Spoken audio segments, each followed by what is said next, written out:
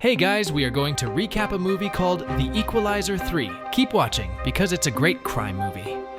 Lorenzo Vitale, a notorious crime lord in Sicily, arrived at his vineyard accompanied by his grandson, only to discover a gruesome scene with lifeless bodies strewn all around. Upon entering the premises alone, he encountered Robert McCall, who had a firearm pointed at his head. Vitale inquired about McCall's presence, to which McCall explained he had come for something that had been wrongfully taken from him. McCall gave the three men a brief ultimatum, allowing them 9 seconds to stand down. But when they failed to comply, McCall took swift action, eliminating the 3 henchmen. As McCall departed, leaving Vitale injured and crawling, he seized a shotgun and without hesitation delivered a fatal blow to Vitale's head. As McCall walks away with a bag, the crime lord's grandson catches sight of him.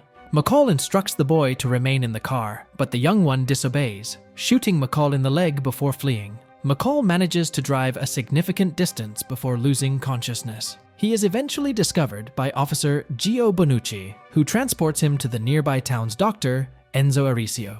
Enzo advises Gio to explain that McCall's injuries were the result of a fall, should anyone inquire about the situation. After a few days, McCall regains consciousness and discovers that he is now in the town of Altamonte. During his stay, he forges a bond with Enzo, who arranges accommodation for him. He also forms amicable connections with Gio and Gio's daughter, Gabby. McCall frequents the local cafe and strikes up a friendship with one of the employees, Amina. When Enzo questions McCall about whether he considers himself a good or bad person, McCall confesses his uncertainty. He grapples with haunting memories of his dear friend Susan Plummer, and these recollections weigh heavily on him. McCall can vividly recall the methodical manner in which he eliminated the men at the vineyard one by one. Subsequently, McCall reaches out to the DIA and initiates a conversation with Emma Collins. He provides her with crucial information about his discoveries at the Sicilian vineyard and recommends launching an investigation. Responding to McCall's tip,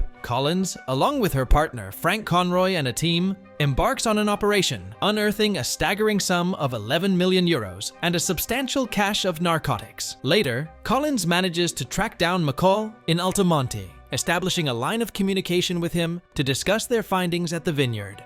In the Altamonte market, a troublemaker named Marco Quaranta is causing trouble with a fish vendor named Angelo, pressuring him to meet his demands and insisting that he comply the next time around.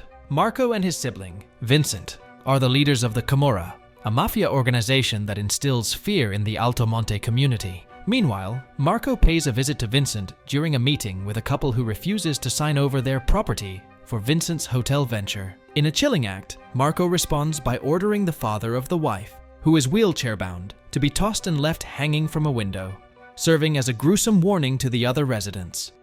Gio receives an alarming phone call informing him that his daughter Gabby left school prematurely. Upon inquiring with her teacher, he learns that one of his fellow officers took her. Anxious and frantic, Gio rushes home to find both Gabby and his wife, Chiara, in the clutches of Marco and his henchmen. The situation escalates as they menacingly threaten Gio to keep him away from their criminal affairs. During the nighttime, McCall observes people scattering in alarm as they react to the sound of a ringing bell. Angelo's shop is engulfed in flames, and both he and his wife can do nothing but watch helplessly as the flames consume their livelihood. McCall spots Marco and his henchmen casually observing the chaos, leaving him with no doubt about his next targets. Collins comes across a news report detailing a terrorist attack in Rome, which is attributed to Syrian terrorists. However, her discussions with McCall have cast doubt on the Syrian involvement, even though their drugs were discovered at the vineyard. She confides in Conroy, expressing her suspicion that there's a more extensive scheme at play. As it turns out, Vincent and Marco are strategizing to seize control of the entire coastal region with their own enterprises, and the terrorist attack was a part of their grand plan.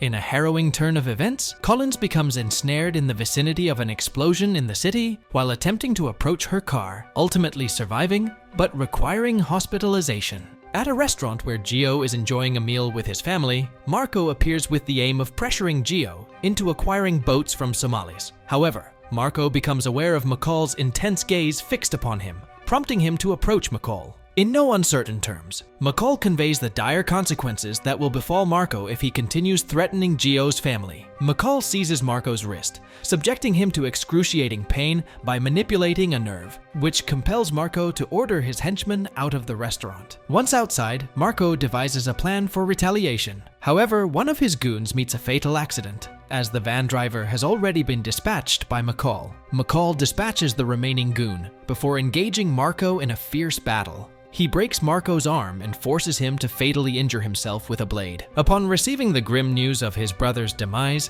Vincent is paid a visit by Chief Barella, who appears to have ties with the Camorra. During this encounter, Barella issues threats, prompting Vincent to retaliate by stabbing his own hand. In a shocking turn of events, Vincent commands one of his henchmen to sever Barella's hand before arranging for him to be transported to the hospital for reattachment surgery. With a deep desire for revenge, Vincent formulates a plan to strike back. Vincent, accompanied by his gang, descends upon Altamonte and launches an assault on Gio. They discharge a firearm near his ear, issuing menacing threats against him and his family until the perpetrator of his brother's murder arrives. At that moment, McCall emerges and offers himself as a target, urging Vincent to spare everyone else. However, just as Vincent is about to eliminate McCall, Enzo intervenes, firing a rifle of his own. The local residents, witnessing the confrontation, swiftly record the actions of the villains with their smartphones, prompting the wrongdoers to flee before the police can arrive. Vincent returns to his stronghold and initiates preparations for an impending attack on Altamonte the following day. To his dismay, McCall has already located them and commences a methodical elimination of Vincent's associates. Vincent is jolted awake when one of his henchmen's lifeless body crashes through the ceiling, showering him with blood. Panicked, Vincent attempts to flee, but is swiftly incapacitated by McCall. Upon regaining consciousness, Vincent discovers that McCall has administered a lethal dose of the narcotics found at the vineyard, affording him only a few minutes before his heart gives out. In a desperate attempt to escape, Vincent dashes into the street, with McCall calmly trailing behind. Tragically, Vincent is struck by a passing car, stumbling briefly before succumbing to his demise. McCall pays a visit to the hospital where Collins is recovering. During this encounter, he confesses to her the true motive behind his journey to Sicily, to recover stolen pension funds on behalf of someone he knew. Before departing, he entrusts her with the bag containing the reclaimed money. Collins travels to Boston, where the individual McCall had mentioned resides. The man and his wife are deeply moved and appreciative to learn that their stolen funds have been restored. Upon returning to her duties, Collins is presented with a small black book from McCall containing details about all his personal gatherings, accompanied by a note that reads, "Your mother would be so proud of you." As she gazes at a photograph on her desk, it becomes evident that she is Susan's daughter. McCall remains in Altamonte and participates in their celebration of the local football team's triumph.